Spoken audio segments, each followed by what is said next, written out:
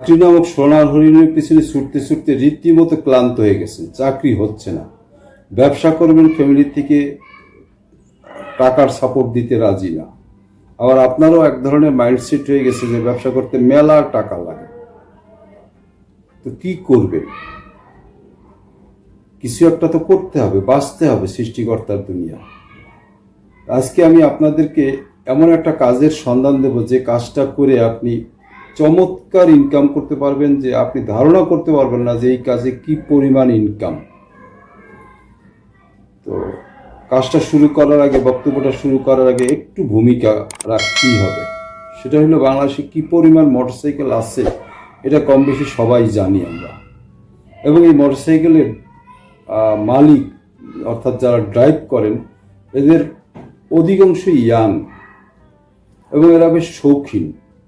এরা মোটরসাইকেলটাকে খুব যত্ন করে, নিজের প্রেমিকার চাইতে মোটরসাইকেলের যত্ন বেশি করে এরা। মোটরসাইকেলটাকে ধোয়া মোছা, একটু সাজায় গোছায় রাখা, একটু সুন্দর করে রাখা, এটা তাদের কাছে খুবই স্বাভাবিক একটা ব্যাপার। তারা চায় তাদের মোটরসাইকেলটা একটু আকর্ষণীয় হোক, একটু অ্যাট্রাকটিভ হোক, যাতে 10 জন মানুষ তাকায় দেখে তার মোটরসাইকেলটাকে।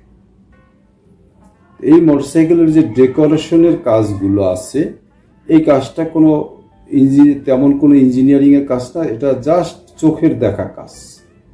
এটা রপ্ত করতে আপনার 15 দিন থেকে 1 মাস সময় সর্বোচ্চ লাগবে। আপনি যদি এই কাজটা রপ্ত করতে পারেন তাহলে আপনি ইজিলি প্রতিদিন না হোক অন্তত একদিন পর একদিন আপনি ঘরে 2,000-5,000 টাকা নিয়ে যেতে পারবেন। এই কারণে নিয়ে যেতে পারবেন যে যারা এই বাইকগুলো ডেকোরেশন করে, সাজুগুজু করায়, একটু সাজায় গোছায় রাখে, এদের পয়সার অভাব নাই।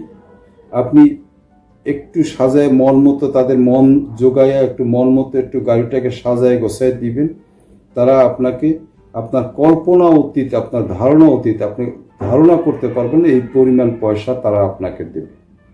কারণ এরা অধিকাংশই বড় লোকের ছেলেপুলে, এদের কাছে পয়সা কোনো ফ্যাক্টর না।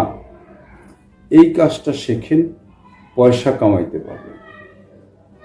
এটা আমি আমার একদম বাস্তব অভিজ্ঞতা থেকে বলতেছি, একদমই নিজ চোখে দেখা। 2,000 টাকার র মেটেরিয়ালস খরচ এবং 1.5 থেকে 2 ঘন্টা সময় ব্যয় করে গাড়ি সাজায় গোছায় দিছে, বিল দিছে 12,000 টাকা নিজের থেকে, চাওয়া লাগে না। তো এটা করেও কিন্তু আপনি ভালো ইনকাম করতে পারবেন, সম্মানজনকভাবে চলতে পারবেন। হতাশায় ভুগতে হবে না আপনাকে কারো করুণার পাত্র হইতে হবে না। ভালো থাকবেন সবাই, নিরাপদে থাকবেন।